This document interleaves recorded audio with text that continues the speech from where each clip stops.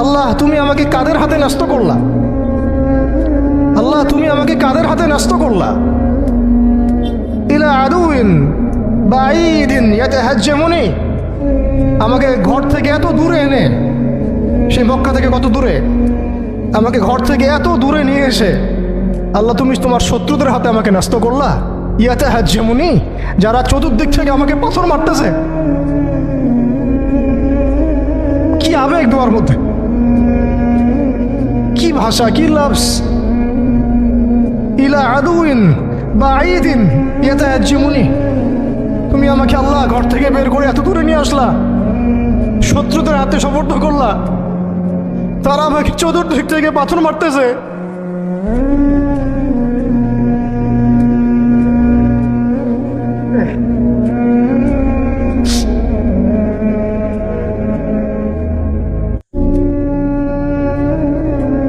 আম্মি লা করিবিন মাল্লাকতাহু আমরি, পরে নবীজি বলছেন আম্মি লা করিব, নাকি আমাকে কাছের মানুষদের হাতে নিয়ে আসছো আল্লাহ।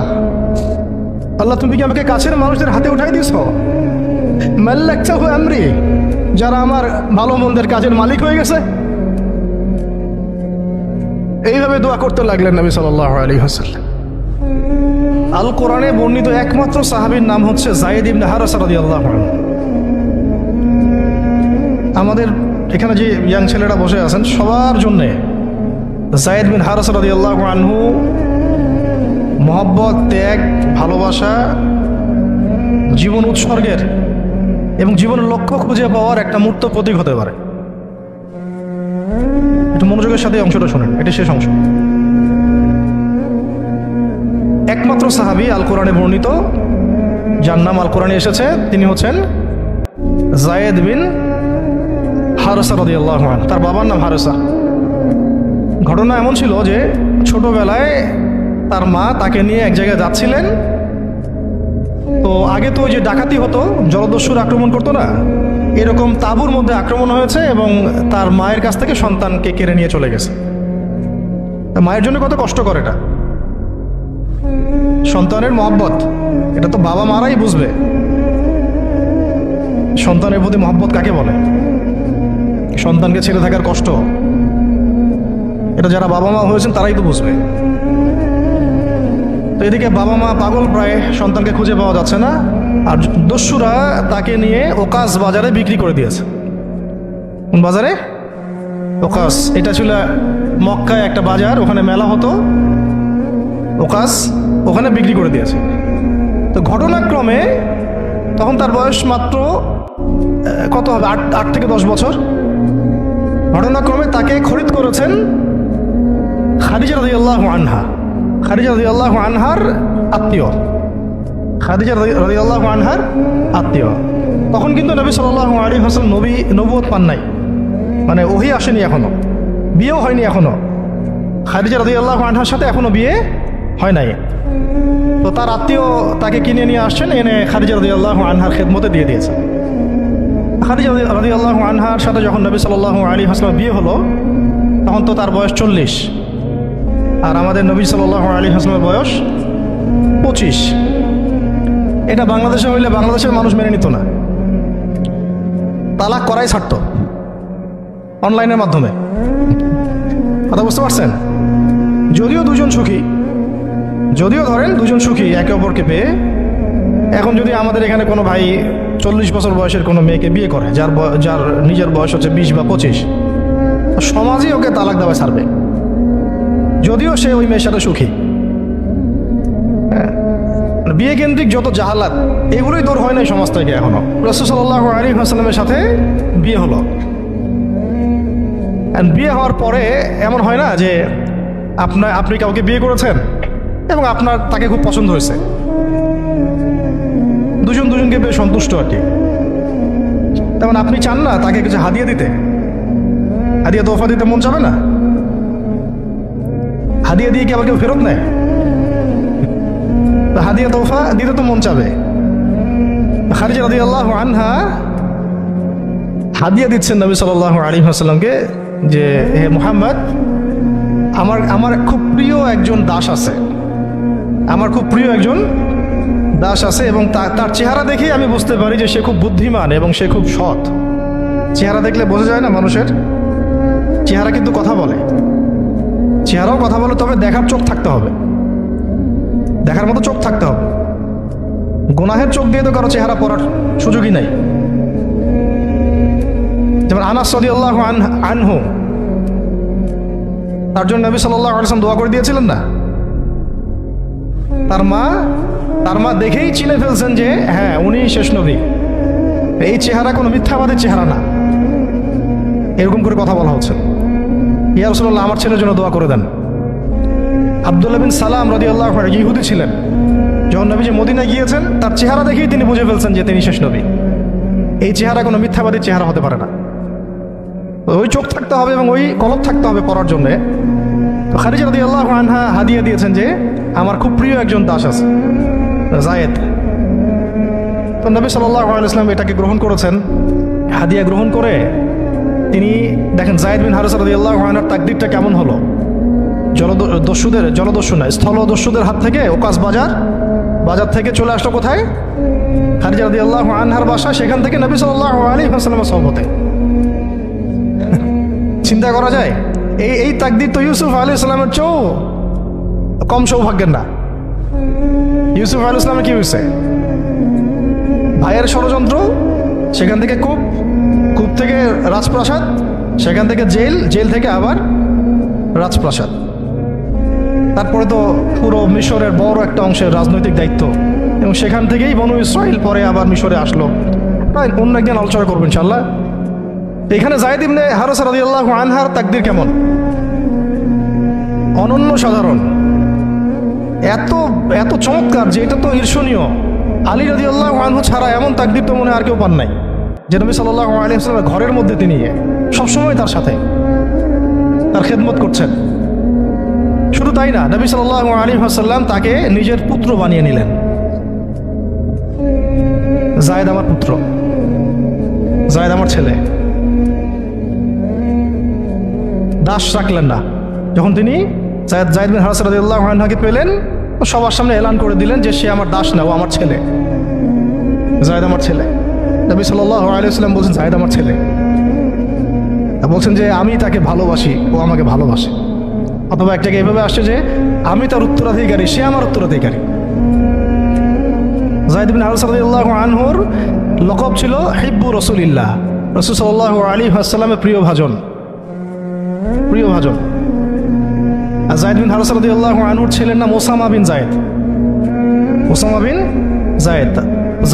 যায়েদ বিন হারিসা রাদিয়াল্লাহু আনহুকে একবার তিনি একটা সেনাবাহিনীর কাফেলার দায়িত্ব দিয়েছিলেন। কিছু সাহাবী একটু আপত্তি করেছিলেন, বয়স কম, আরও যোগ্য সাহাবী আছে। আবার ঠিক ওসামা বিন যায়েদ রাদিয়াল্লাহু আনহুকে যখন নবী সাল্লাল্লাহু আলাইহি ওয়াসাল্লাম শেষে একদম ইন্তেকালের কয়েকদিন আগে জুরফে একটা সেনাবাহিনীর দায়িত্ব দিয়ে পাঠিয়েছিলেন, তখনও কেউ আপত্তি তুলেছিল যে ওসামার বয়স কম, 19 বছর 20 বছর বয়স, আরও বড় বড় যোগ্য সাহাবী আছে। তখন নবী সাল্লাল্লাহু আলাইহি ওয়াসাল্লাম বলেছিলেন যে ইতিপূর্বে তোমরা যায়েদের ব্যাপারেও আপত্তি তুলেছিলে, আর আজকে তোমরা ওসামার ব্যাপারেও আপত্তি তুলছো। তোমরা জেনে রাখো, তার বাবা এবং সে, মানে যায়েদ বিন হারিসা এবং ওসামা বিন যায়েদ, এই দুজনকে আমি ভালোবাসি। এই দুজন আমার প্রিয় ভাজন, তো যায়েদ বিন হারিসা রাদিয়াল্লাহু আনহু এখানে বড় হতে লাগলেন। এক পর্যায়ে তো ওহী আসলো, ইসলাম কবুল করলেন। ইসলাম কবুল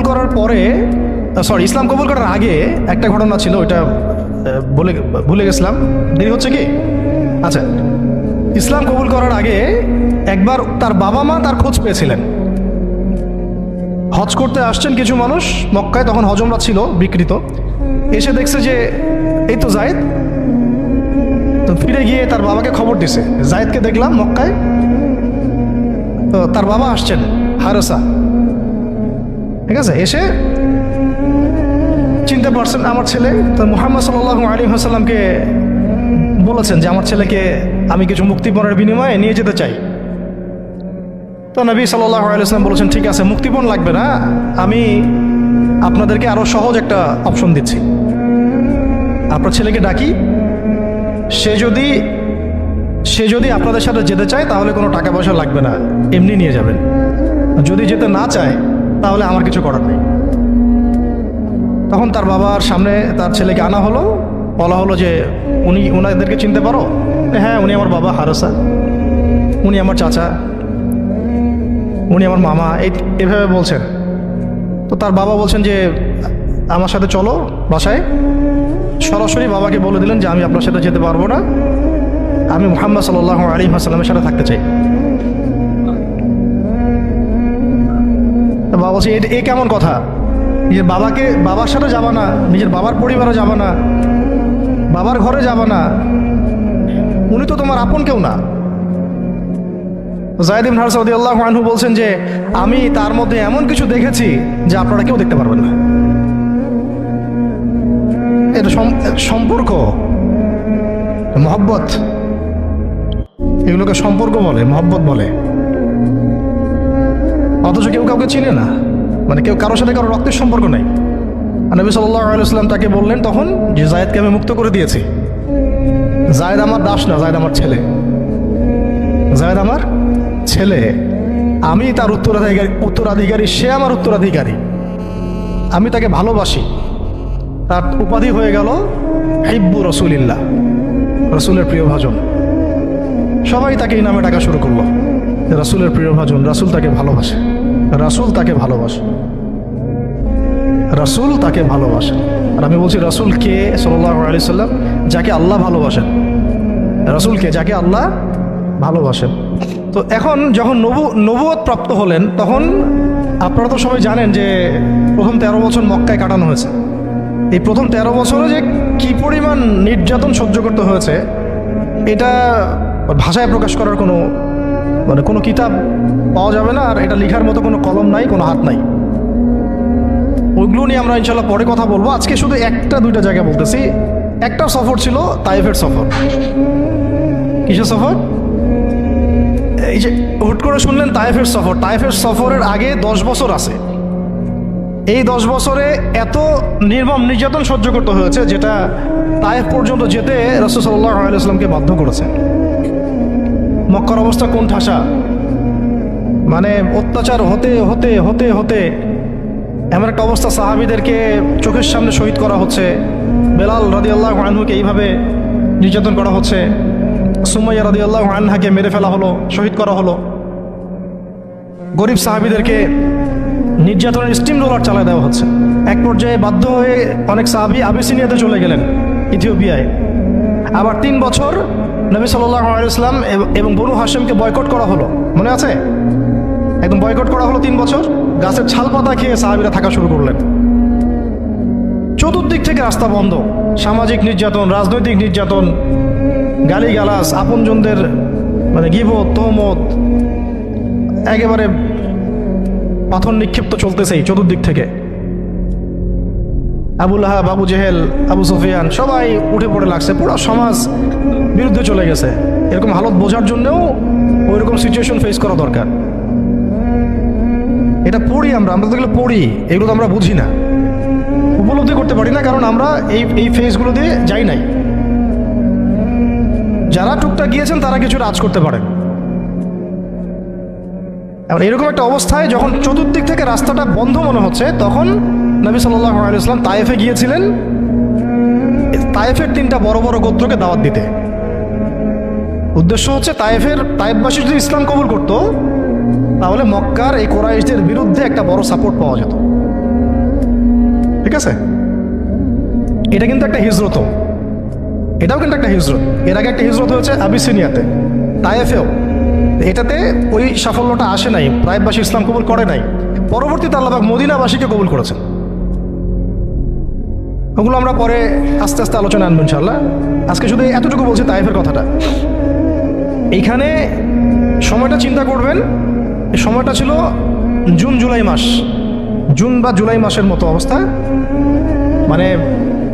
মানে কাঠ ফাটা রোদ বলতে আমরা যা বুঝি, প্রচণ্ড রোদ, প্রচণ্ড গরম, মরুভূমির উত্তপ্ত একটা অবস্থা।